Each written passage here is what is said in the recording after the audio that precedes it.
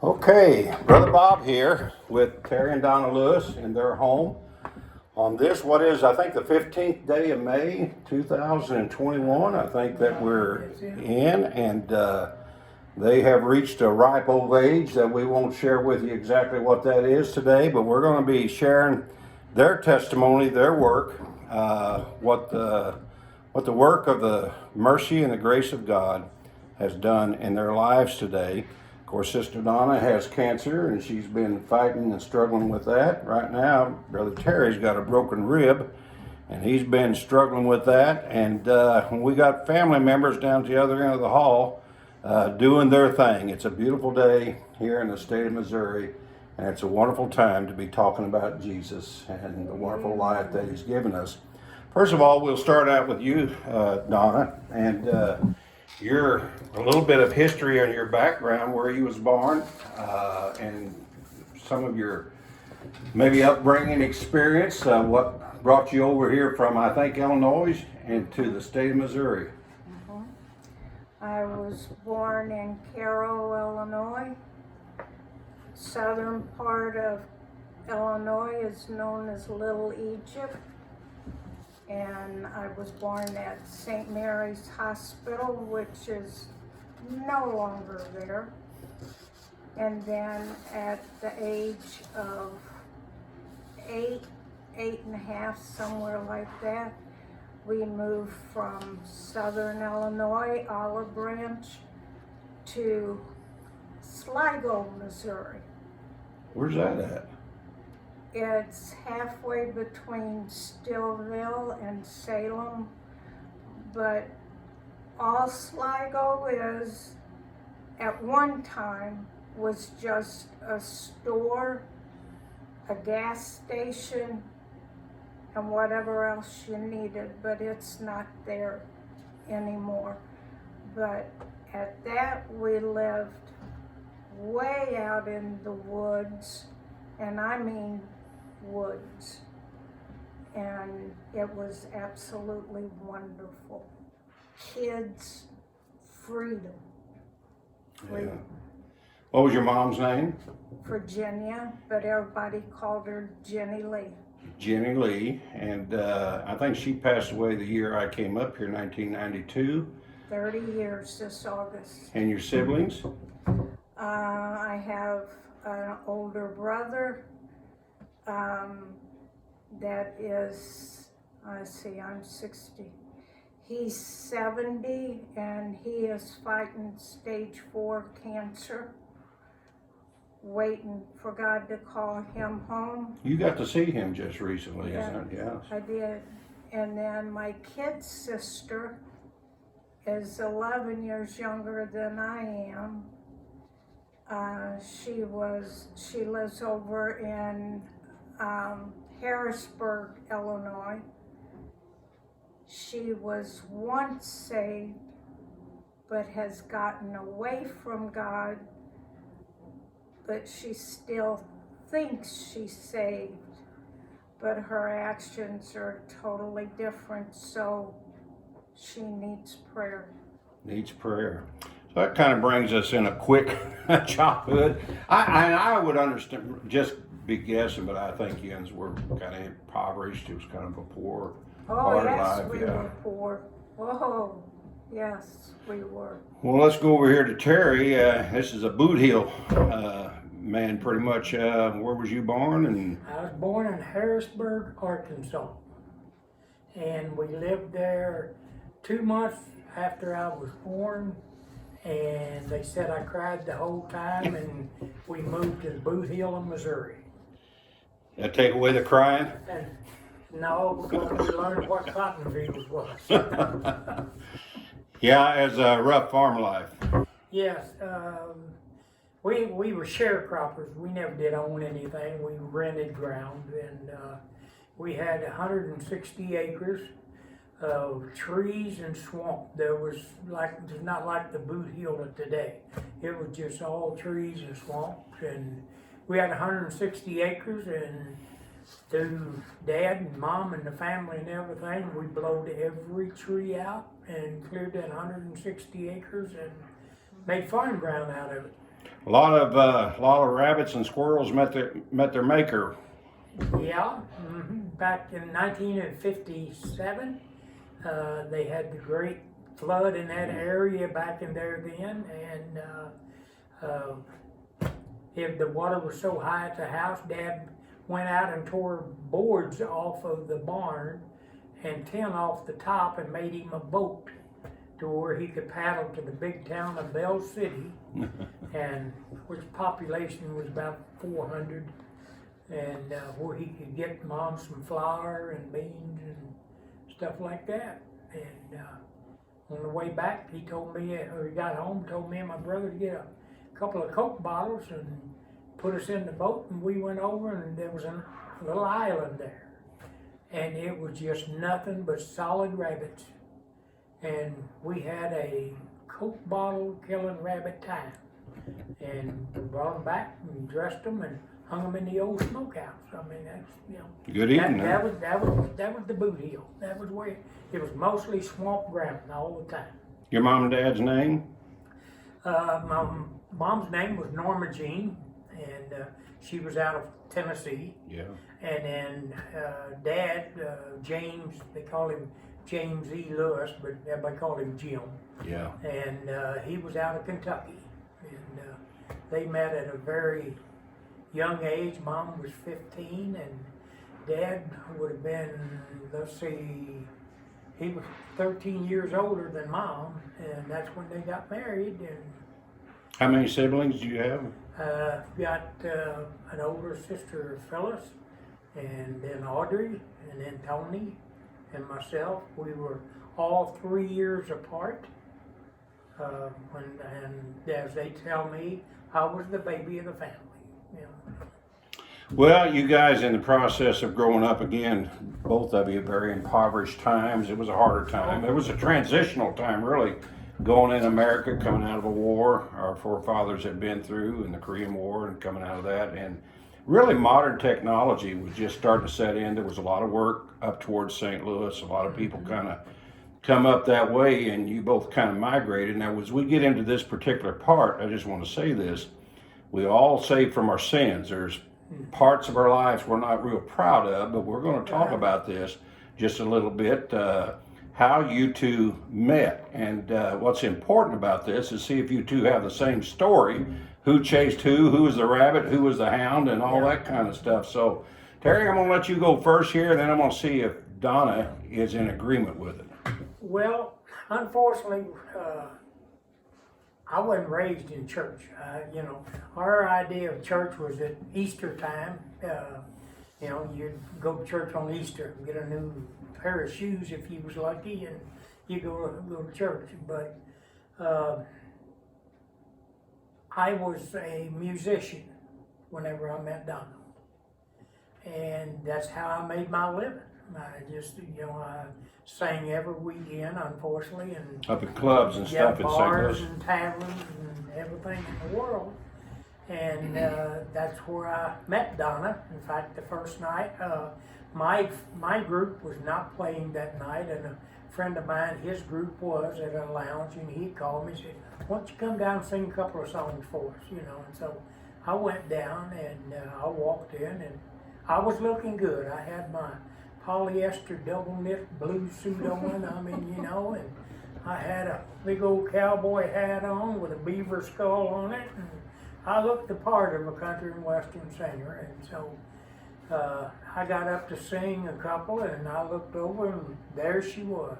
There she Said, was. there she was. She was sitting there behind the table, and I'd done made up my mind I wanted to get to know her. So when I got done singing and everything, I went over and said hi to her and everything, and I asked her for a dance, and she said no, I don't want to dance. You know, well, I always liked to dance, and I'd asked her again, she didn't know. Well, little did I know that her friend was kicking her under the table saying, "Dance with this guy, dance with this guy." And so eventually, long story short, eventually we danced that night, and I took her out to her car and got me a good night kiss, and yeah. Is that pretty much how it happened? What'd you think when you saw that big cowboy hat? What do you think was underneath that hat? I wasn't paying any attention. We had just had some layoffs at work. Huh. And the only reason why I was there was because a friend of mine that we worked together, we were all kind of depressed because of the layoffs. And so she said, let's go down to Cedar Hill to that bar. And I looked at her and she said, not to drink, just a soda. I said, okay. So I met her down there, and then that's the rest. It was either dance with him or have bruised shins. So I danced with him. What year did you get married? 72? No. 81. No, I don't know. Did you get married? Yes. Yes, we did. 76, I think you were. Yeah. 76. January 76. And then we had Michelle in December on his birthday of 76. 12/14/76, Michelle was born. You guys, were you down here in DeSoto at the time, or were you living up in St. No, Louis? I rented a house outside of Hillsboro, out off of B. Now, also, I need to put in there that we didn't believe in long Engagements? Courtships. engagements. You know, we met her, and 3 months later, we were married. Yeah. And the funny part to that is that I had just wrecked my car 3 days before we got married. And my dad, when he come over from Illinois, he took me to the side and he said, please don't get married. You've got a concussion. You're not in your right mind. And I've Yeah, kind of you did. often thought, I wonder if I could use that. Let me see how good your memory is. Who was your best man? Roger. Roger, yeah. I couldn't think of his name. Matron of Honor? And And where did you get married at? at the house I rented in front of the fireplace. Okay, all right. So Michelle was born in 12/14/76, and then Jamie come along, what would be 2 years, almost 2.5 years later. She was born. By the time Jamie was born, were you living in DeSoto at that time? When did you move to DeSoto? We moved to Sam Lewis's place first. Yes, Right. we lived there till Jamie was 2, Yeah. so your math's better than mine. So that'd be an 1980 if Yeah, she was something 2. like that. What brought you to DeSoto? Her?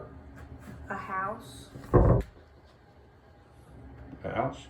and yes, and I thank God every day for that because that's what led us to church and our salvation. It is kind of amazing to look back over your past where you don't even see the hand of God at No, first you at the don't. time, but you can see it leading you all along the We way. worked at we stayed at a house, the first house we had close to DeSoto was out off of Liberty School Road. And the guy needed a farmhand, which I was, I've been on the farm all my life, so he needed somebody to feed cattle. And we didn't even pay any rent, did we? I don't No. think. We didn't pay no rent or anything. And so I could still work in town, but at night when I come in, I had to feed the cattle.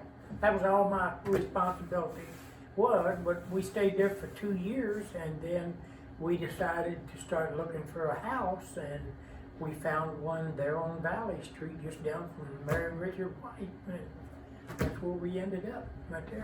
Never considered who your neighbors were at the time, huh? No, we I did used to not. make fun of who my neighbor was, because he'd run down the road, I'd be sitting outside, He'd be running down the road in July and August, just sweat pouring. He'd throw up his hand. How you doing? Just this friendly. And I'd look at my wife and I'd say, "You guys are a stinking idiot." I said, "He's just out here, running in the heat." Richard, we'll bring up that conversation later on in the broadcast. I saw down here where you wrote that Michelle was born at the hospital, but Jamie, there was some complications was there with her? Well, she was born at St. Anthony's too, but she just wanted to take longer to get here. Okay. Well, let me ask you about this, Don. On the questionnaire I gave you at Birth of Kids, interesting stories, you put down there, don't ever say my child wouldn't do anything bad. Yeah, don't. Okay. You can have absolutely wonderful, God-fearing kids, but they're kids. They're teens.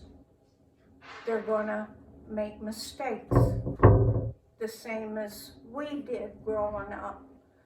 And so you just keep track of your kids the best you can and make sure that they get fed with God's word and pray over them. Well, then let's bring this down to where the Lord begins to work on your lives without going into the details.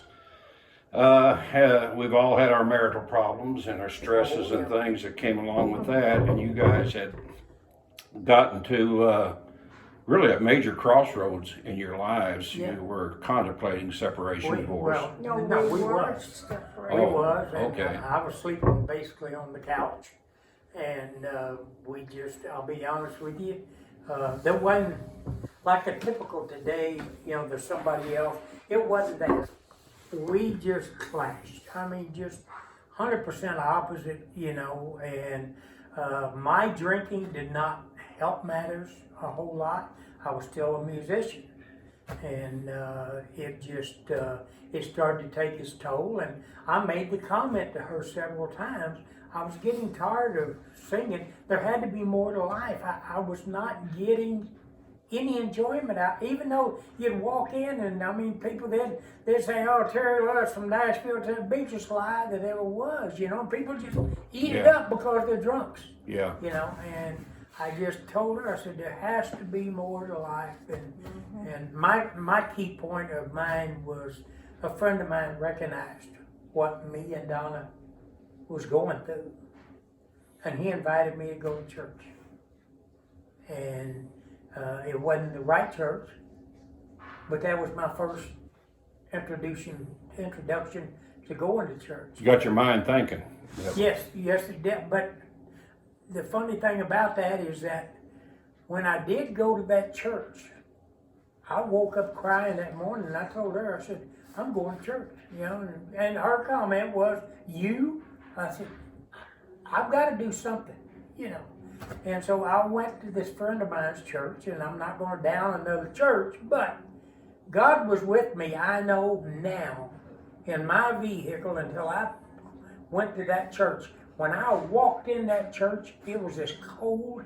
It's like God stayed out.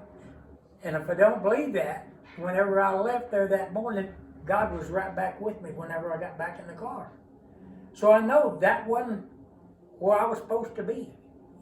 And it didn't help when the pastor or whoever he was told me I was forgiven of my sins. And it made me mad. I wasn't raised in church, but it made me mad. I thought, who are you to forgive me of anything? Yeah. And then when I did ask him, he said, "Well, I understand you've got some marital problems." And I said, "I really need to get saved." And his offer was, "Well, after the service today, we're going to have some coffee and donuts, and you just need to get to know them." He forgot what that meant. Didn't know what it was. So that's where mine started. So who was the first one to actually come up to the Free Will Baptist Church here in DeSoto? Who was the first? Okay. No, we went together. Yeah, well, Richard and Mary, had they been visiting with you and Oh, yeah, yes. yeah. Yes. Richard more so. Richard come by on a visitation night and knocked on the door, and I was still lost, and I'm sitting there drinking a beer, and he come in, and I think it was Gary Parker went in with him. And they come in, they said, well, we want to talk to you about coming to church. And they laid out, road to salvation and everything. When it was over, I said, okay, I give you guys the same time I would a vacuum cleaner salesman. Now, you know where the door is, because I wasn't interested, at that time. And I'm ashamed of that, but I mean, that But was it came just the back way- to you. Oh, yes. Well, whenever God really started dealing with me, that's another story. It was funny. I went down to Richard White's house to ask where he had invited me to. He wasn't home. I started banging on, the neighbor come out. I was banging on his door, called him over there, then come and invite me to church, and they ain't even there. And the neighbor walks over and said, Mr. Lewis, he's already left and went to church. That was a Sunday morning. I didn't know what time he went to church, but I'm banging. I thought, lousy hypocrite crowd asked me to go to church. He didn't even tell me where to go. So you went to church that morning? No, I did not, because I come home Yeah. raising Cain with her. I said, go to church. I said, them people don't even tell you where to go. Yeah, he did that night, but I wasn't listening. Right, yeah. I wasn't listening. Well, bring me to the Sunday you actually went to church together. Then Well- that Sunday, yeah. Yeah, it was the next Sunday, but he come to the house and he come in, and I ignorantly said, what do you want? And he said, well, I want a suit. And I said, why do you want a suit? He said, because I'm going to go to church. Well, the girls and I were already up getting ready to go to church. And I said, well, what church are you going to? He said, that one that man and woman go to. And my heart sank. And I said, well, that's where the girls and I are going. Because when our trouble started, Brother Miller had a radio broadcast. And I listened to it faithfully every Sunday. And that's how I was raised. It was either I went to church with Grandma and Grandpa Shockley and went to a Methodist church, but it was more like Baptist. And he was an elder in that church, or I went with my Grandma Shockley's sister, which was Pentecostal. So I knew that I wanted a fundamental church. And so it ended up, he and I both went, and so. Second Sunday. Who got saved first? I did. So second Sunday you went to the altar. Yeah. Well, the first Sunday that I went, heavy conviction. I fought it. I stood back there in the back and everything. And so that following week, everything that could have went wrong at the house went wrong. And we were struggling anyway, but the transmission of my truck went out, the hot water heater went out. It was just on and on. So, make a long story short, by Sunday I was ready to go back, and I was ready to get saved. Now, I just right away I wanted to get saved, but whenever Brother Miller started preaching, I kept thinking, won't you just shut up and give the invitation, and everything. Well, he did. I still didn't move forward. I was still back there. And so finally I got mad at myself. And I hate to say this, but I actually cursed in that church myself. Thought, he dealt with you last week and you wouldn't go. Now, he's just turned his back. And that was my mind. He had turned his back. And so finally, Brother Miller was good about saying, well, we're going to offer one more chance.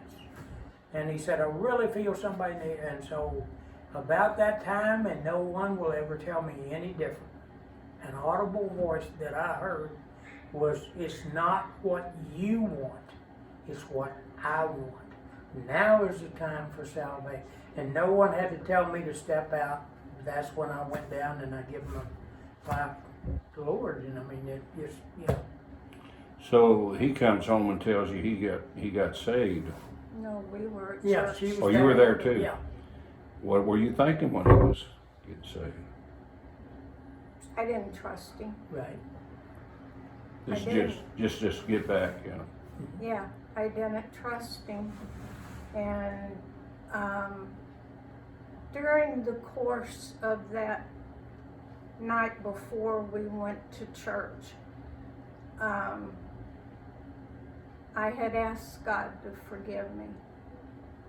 So mine was at home, but I went ahead and did the public part of it.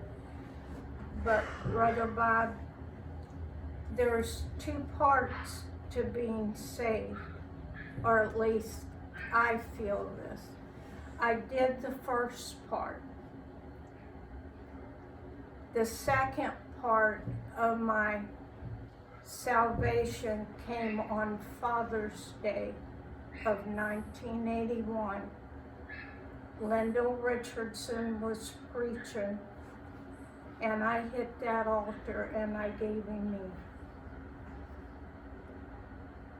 Just literally, I said, I don't know what you're going to do with me, but I've had enough upbringing to know I gotta have you.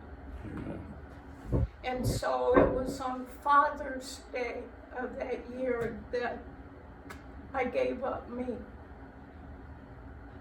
I don't think I knew that Linda was the one preaching at that time. Yeah, he was. He was that one Sunday morning.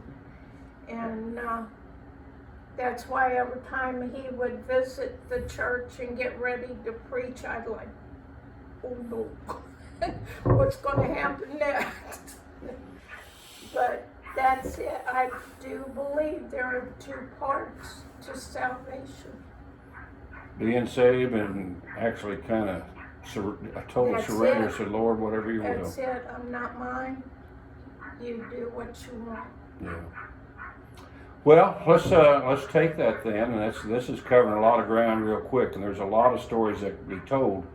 But in the time remaining, let's talk about how God began to use you and put your life to a different purpose, to a different use than what it was before you were saved. The singing in the taverns came to an end, Right. and things like that. And what's the first ministry you got involved with, Terry? I guess the biggest thing with me, I still had an emptiness in me about as far as singing.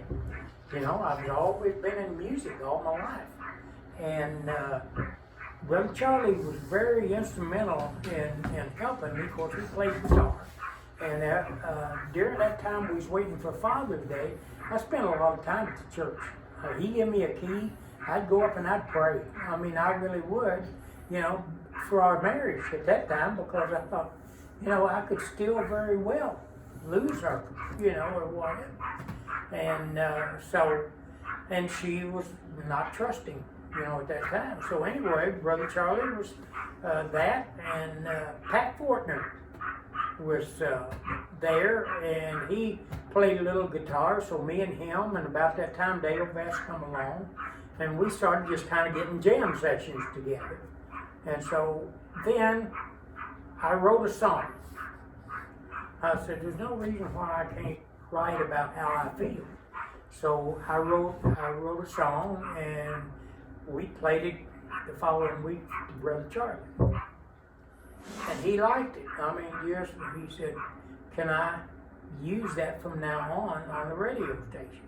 So whenever he would go in, you know, me and Mary would do that song. I got Mary to back me up, and we would do that song. And so that kind of got me into that.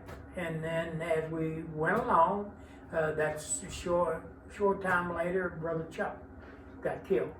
Well, he was the teen choir director at that time, and they had a good teen choir. I don't know then. I think there was about 12, 15 of them, something like that.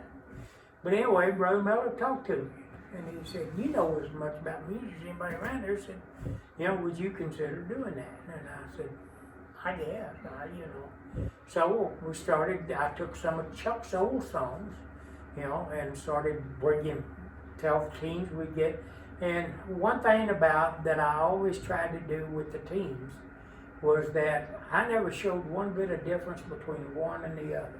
And I had some that could not sing a note. I mean, and they noticed. They noticed. But you put that together with the good singers, and you will have a blend. God will Good bless. harmony, yeah. I mean, so much. And so over time, that's when I took the teen choir over, and we started building the choir. And then next thing we would go over, we sang over at Walmart at Festus one Christmas. I said, we're going over there, and so we did it. And I mean, that was my daughter. That was before my daughters was really involved in it and everything, the older ones. And so we took them, and then next thing we went into, the state called us, and I took the teens to state, and we sang there for the state meeting. And so then that's when we got invited. Terry, you need to get these in competition. Yeah. So we went into competition with them and everything, and it was highly enjoyable. And Went to some nationals, never got to sing. Never at Louisville, but Yeah. took them to the nationals. Took several trips. yeah, we did. The old green bus. Yeah, and the old white one at one time. You know, that's when we got the green one. When the white one broke down, The white and blue one. yeah, we had been to Cape Girardeau, and then we had to hire a bus to come and get us, and that's when the church decided they need to get us. Better get a green, yeah. Yeah. Well, we got we're gonna run out of time here. I tell you what, I'm gonna focus just a little bit on Donna's ministry. I was reading this, Donna, where you got this. You said you taught class for 4 years, or 4-year class, 18. I got this time off when you was with Terry. Richard gave you a class. You said you took the 7th and 8th grades. You mentioned cancer in here. You didn't have cancer back then, right? You never had cancer or anything back then. So I'm just Yeah, kind of in the 6th, 7th, and 8th grade. Okay. That was my first go around with cancer. Okay. What year would that have been? 2 years ago. 2 years Yes, ago? 2 Okay. years Yeah. ago. Well, take us through this particular story that you've got listed down here. June of 1981, your first VBS, and God dealt with your heart. Boy, did he deal with my heart. Take us through that story. Well, that was my very first Bible school there at church, and I was new. Ruthie come to me and she said, I've got a 4-year-old class. Will you help me? And I'm like, Ruthie, I don't know anything about teaching, but I'll be there to help you. And so I did.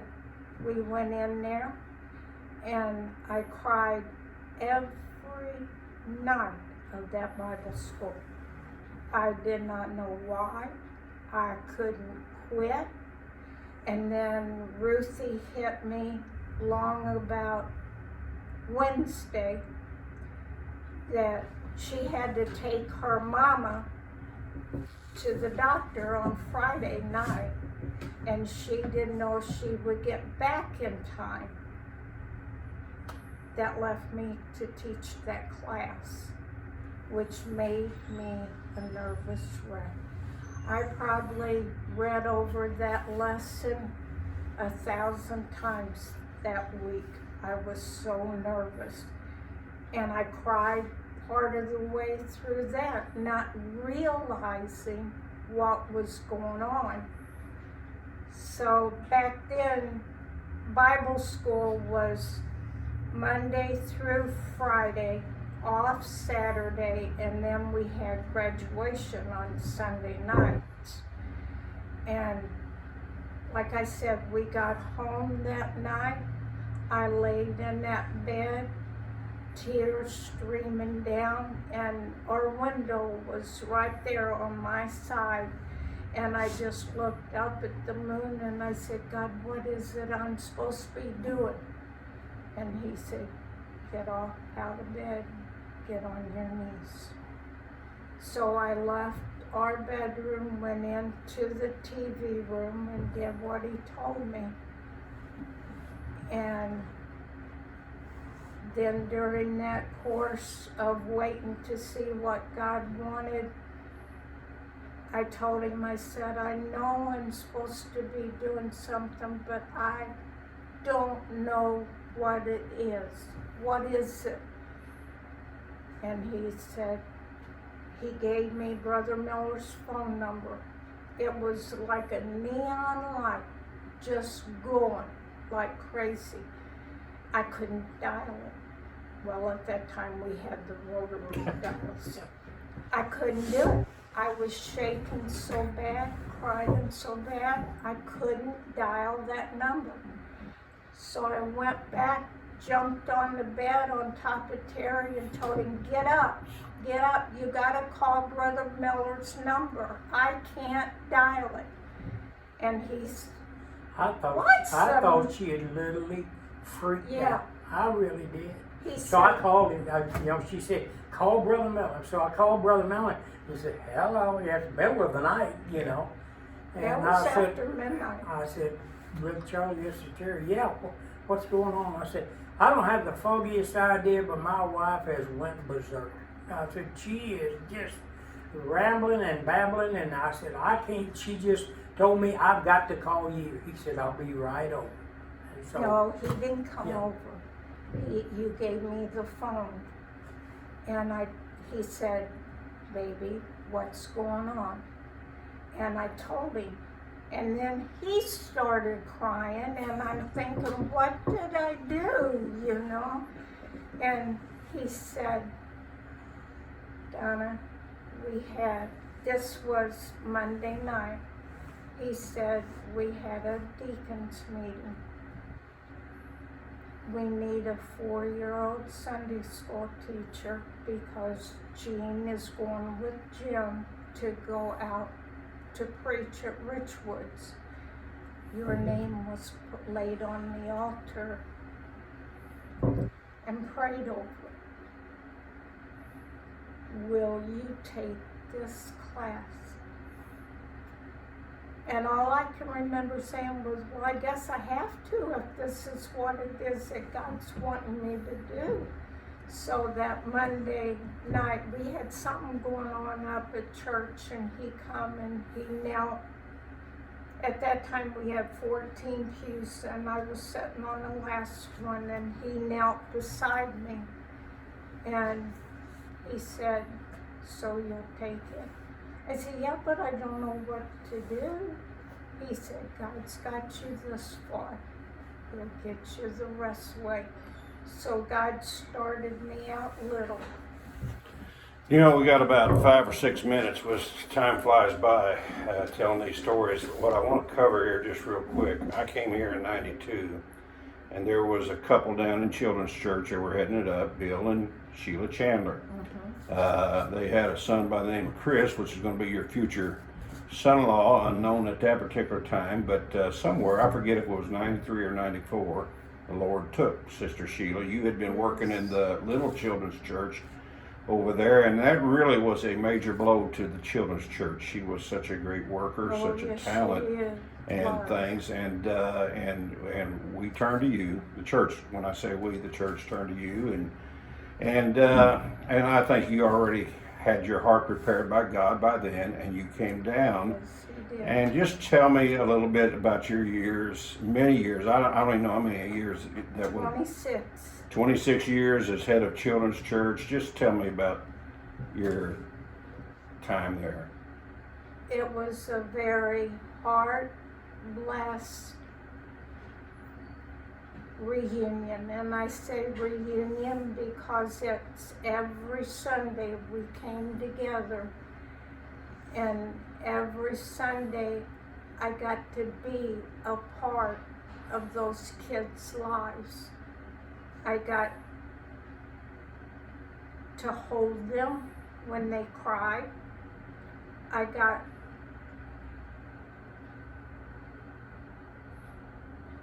to be a mother to them. That's basically what it was. God has always made me a nurturing person. So it was very easy with me with kids to do that. And then I started out, we had the little children's church. And I had that about 5, 6 years before Sheila passed. And then God laid it on my heart to take on children's church, which scared me. Now, Bill was there, but in this time element, Bill's job changed. Right. And he had to move to Arkansas. So that left it open. And in our children's church meetings on Sunday morning before our services, no one wanted it. They wanted to work in there, but they didn't want the leadership part of it. And I don't consider myself a leadership, but I knew that that's where I was supposed to be. So I couldn't say no to God when I knew that.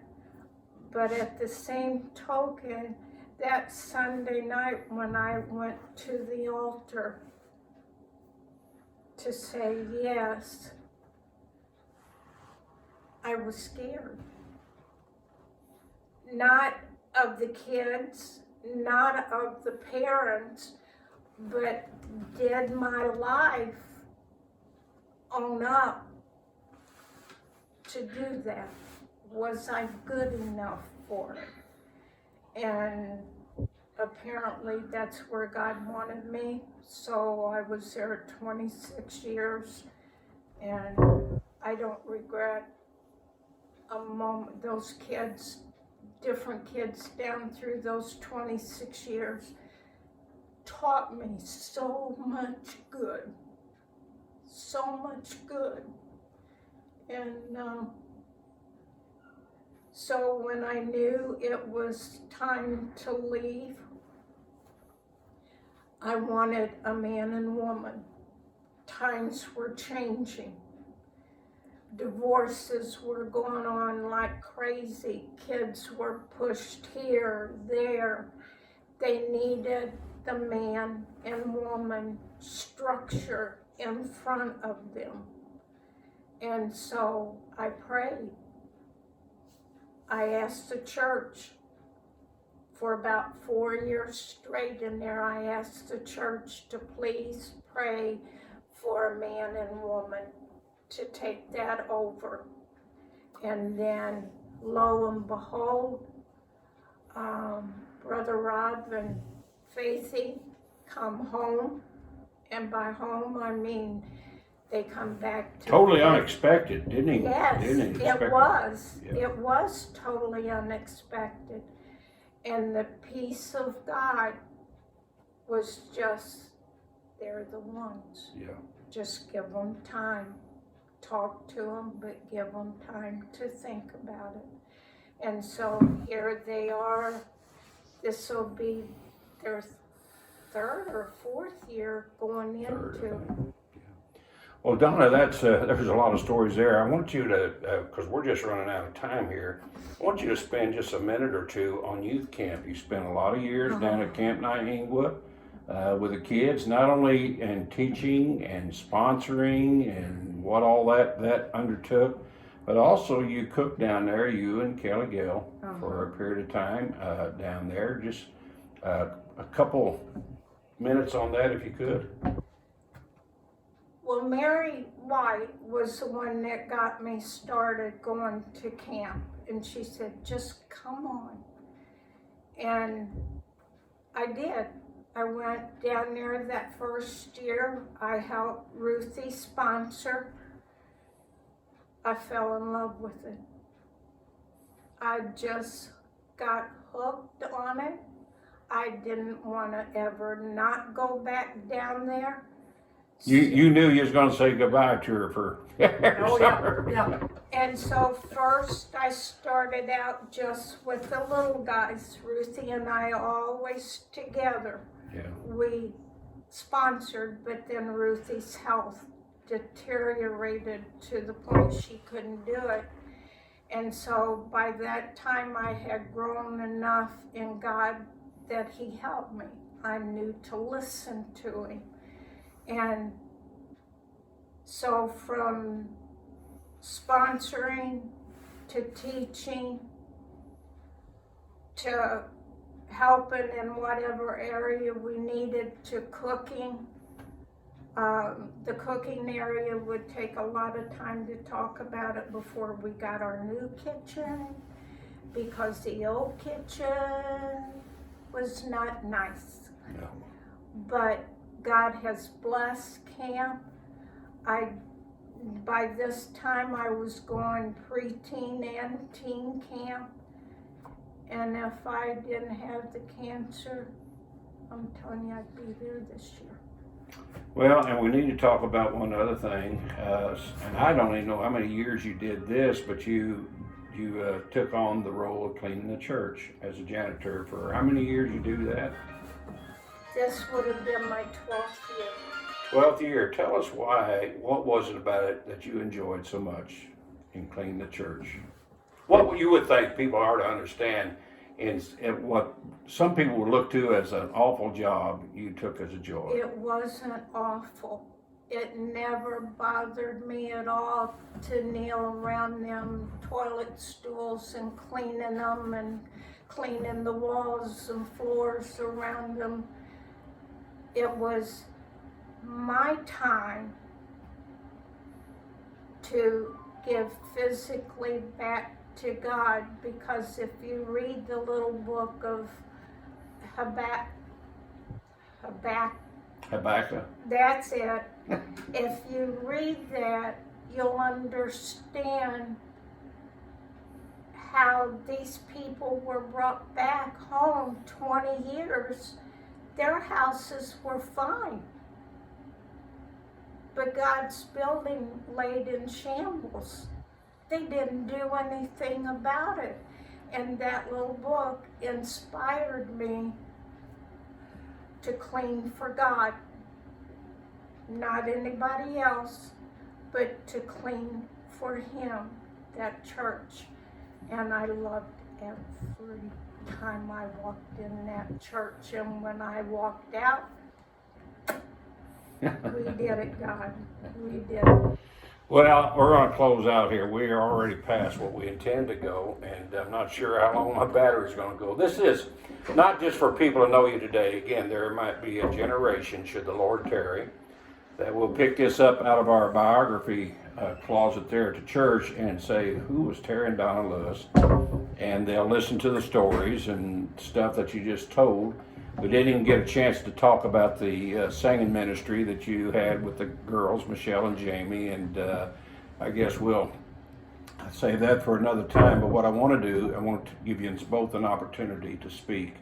Whatever generation is coming down the pike, when you're gone from here and no longer have your voice, I want to let you go first, Terry, and then I'm going to give Donna the final word. If I could advise anybody, first off, I don't care what you've done in life, because I've done it all. God saved me, and He can save you. It does not matter. As far as marriage, me and Donna struggled. We still struggle today.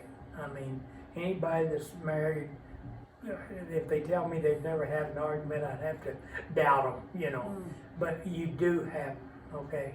But you learn, the older we get, me and others talked about this, the more important things are to us. And you overlook that when you're young. So my advice, try and learn that at an early age, and your marriage will do 100% better through the rest of the time. and keep yourself busy doing something for God, not for yourself. Do something for God. God will handle all the other things. He'll handle the financial situations. He'll handle as long as you keep where you need to be with God. And I just, I can't stress myself enough that I think that we have got away from, well, we've read too many books by Dr. Spock and other things on how to raise our kids when the Bible will teach us that. And if you do it God's way, and sometimes, see, that's a big thing with young people today, is that, oh, discipline, I had that and I'm not going to put my kids through it. Well, you're going to have problems. They've got to be disciplined in the right way. And if they are, then you're going to have a good family. So that's my thing. Give your life to the Lord and never go wrong. Never. Amen.